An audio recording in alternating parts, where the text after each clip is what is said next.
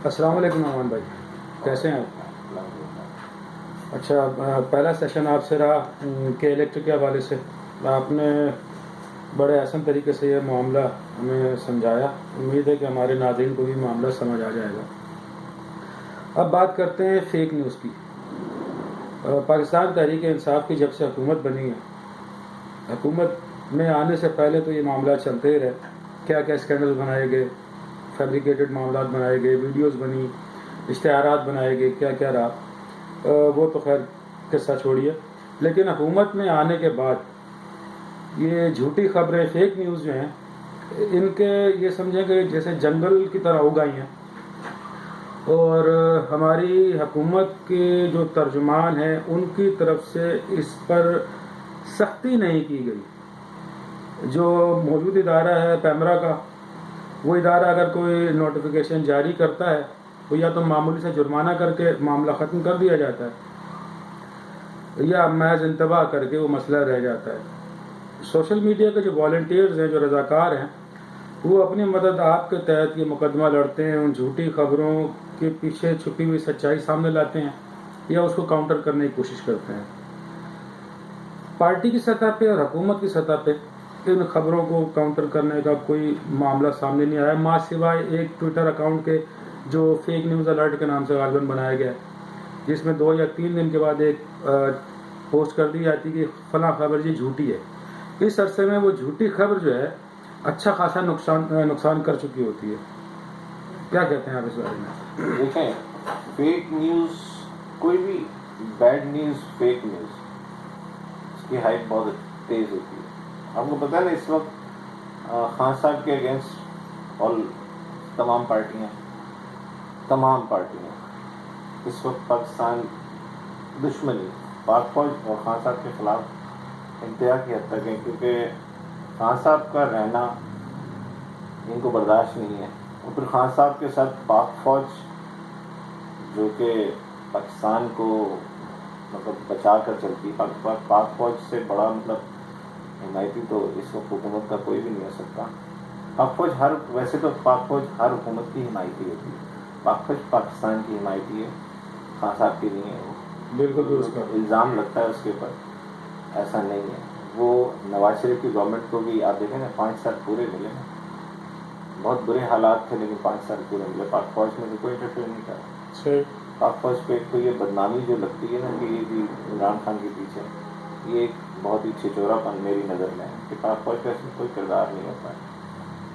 पाक फौज पाकिस्तान के साथ है, पहली बात। बाकी आप फेक न्यूज़ का, फेक न्यूज़ देखें, जो कैमरा है वो आज़ाद इदारा है, गवर्नमेंट का इंटरफेयर कैमरा के साथ बिल्कुल नहीं है।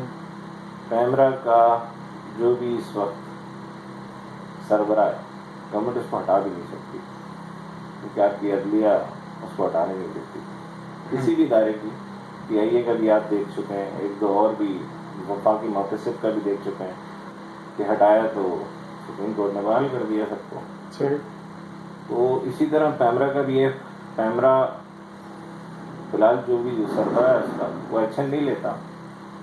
तो ये पाकिस्तान की बदकिस्मती है, इदारे कैमरा जैसा इदारा सो रहा है। कैमरा को सख्त एक्शन देना चाहिए। हाँ, चैनल बंद करने का मैं भी हामी नहीं हूँ, कि अक्सर बहुत सारे चैनल्स को उन्होंने इसे बंद करने की भी बहुत सारी हुई हैं बातें।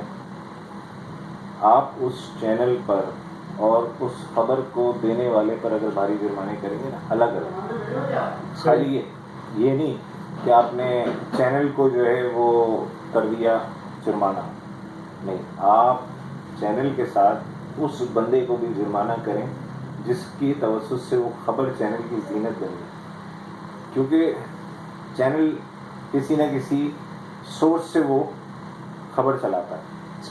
चैनल की अपनी सोर्स होती है ना, जो सोर्स होती है ना, उसको भी कटहरे में लाया जाए और उस बंदे पर भी जुर्माना आयद किया जाए, तब ये मामला संभलेगा।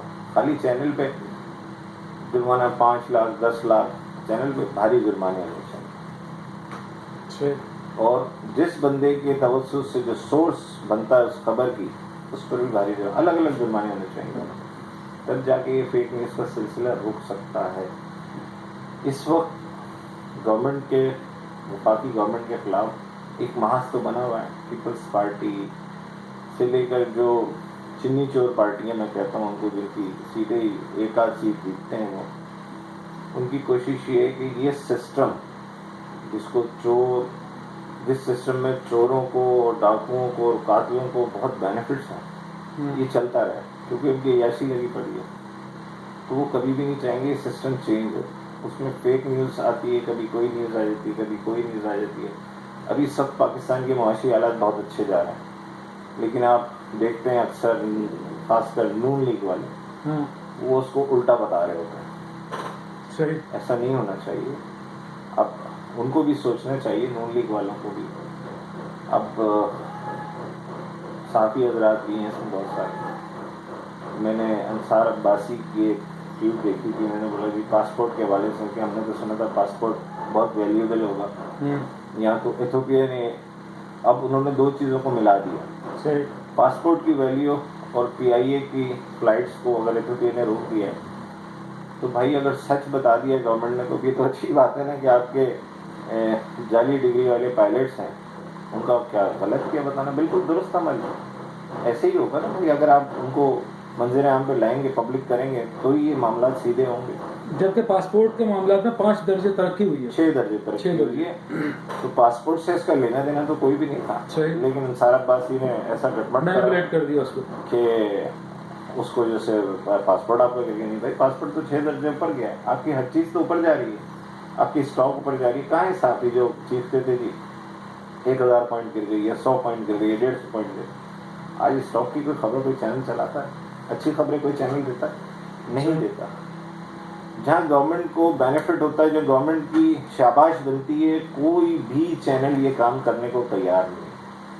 और जहाँ कोई बुरी बात होती है, चैनल उसको 4-4 दिन चलाते हैं। अच्छी खबर को भी 4-4 दिन चलाएं। बहरहाल ये तो उनका अपना ज़ाती फेल है, लेकिन फेक न्यूज़ को रोकने के लिए वॉलंटियर्स को सलाम है कि वो पाक फौज के खिलाफ भी जो फेक न्यूज़ होती है उसको डिफेंड करते हैं, और खान साहब के खिलाफ या फाक के खिलाफ भी कोई फेक न्यूज़ होती है उसको भी बहुत शानदार से डिफेंड करते हैं। और जो नाम मैं क्या लूँ, बहुत सारे नाम हैं इसमें, जो उसका बहुत अच्छा क्रेडिट लेना चाहिए, जैसे कि सर लाली का है, उनकी टीम बहुत अच्छा काम करती है। इसके अलावा KB महमूद भाई अच्छा काम कर रहे हैं, खुरम की बात बहुत अच्छा काम कर रहे हैं, नेहरू शानदार काम कर रहा है। तो ये वॉलंटियर्स ही काम कर रहे हैं। गवर्नमेंट को ये कह लें कि एक ज़बरदस्त, कहते हैं ना, बगैर किसी सहारे के सपोर्ट है इसकी, गवर्नमेंट भी थोड़ा रिलैक्स कर जाती है कि हमारे सपोर्टर्स जो है वो संभाल लेते हैं मामले को। ये तो वो बात हुई बेटी बयाने के साथ बसानी पड़ रही है। बहरहाल इस गवर्नमेंट से मोहब्बत करने वाले फेक न्यूज़ को काउंटर भी करते हैं, बहुत अच्छे से काउंटर करते हैं। बहुत सारे नाम है, मतलब मैं नाम लेना नहीं चाहता, मतलब फिर वो एक होएगी जिसको शाबाश है, उसको सबको शाबाश, जितने वॉलंटियर्स हैं सबको शाबाश। उसमें छोटे बड़े अकाउंट्स ट्विटर पे जितने माशाल्लाह से सब बेहतरीन काम कर रहे हैं। कराची से भी अच्छी टीम काम कर रही है, पंजाब से, मतलब सिंध पंजाब हर जगह, सिंध इंटरव्यू सिंध में भी। मैं पहले भी अपने इंटरव्यू में एक दुआ भुट्टो का जिक्र कर चुका हूँ, दोबारा से दुआ भुट्टो का जिक्र करूँगा। सिंध की सतह पर वो बेहतरीन काउंटर करती है हर चीज़ को, शाबाश है उसको कि वो हर जगह पहुँचती, मदद भी करती है इंसाफियंस की, खासकर सिंध के दूसरे शहरों में जाकर, कराची के अलावा हैदराबाद उससे आगे जाए, दुआ भुट्टो बहुत एक्टिव है। तो फेक न्यूज़ का सिलसिला सिर्फ उसका एक ही है, भारी जुर्माने, सोर्स को भी जुर्माने करें साथ में। जिस सोर्स चैनल से पूछा जाए उसको कटहरे में लाया जाए, अगर वो सोर्स नहीं बताता, ये बावसूख जो जर्रा है ना, ये बड़े खतरनाक होते हैं। सर आमतौर पर देखा जाता है, अखबार में भी एक ब्रैकेट में लिखा जाता है डेस्क न्यूज़, ये बकायदा फैब्रिकेटेड न्यूज़ होती है। तो आप जुर्माने करें ना, उनको भी बुलाएं ना, कैसे नहीं लेकर आएंगे? बावसूख जरा सामने तो लेकर आए, जिसने न्यूज़ चलवाई है उनको सामने लाया जाए ना, उस पर भी पर्सनली, उस पर भी भारी जुर्माना होना चाहिए। चैनल को भी अगर आप भारी जुर्माने, छोटे जुर्माने से काम नहीं होगा, छोटे वो तो हो सकता है फेक न्यूज़ चलाने के पैसे उससे डबल ले रहा हूँ, जो जुर्माने आप कर रहे हैं। बिल्कुल, आप देखें जितना भी जुर्माना इस वक्त 10 लाख, 5 लाख, 25 लाख, आप 50 लाख जुर्माना करो, देखते हैं कहाँ जाती है फेक न्यूज़। और देने वाले पे भी जुर्माना करो, फिर मैं देखता हूँ कितनी फेक न्यूज़ चलती है। हर चीज़ का सिस्टम होता है, हर चीज़ को सिस्टम में आप ला सकते हैं, लेकिन इस सिस्टम में करप्ट लोग बहुत हैं।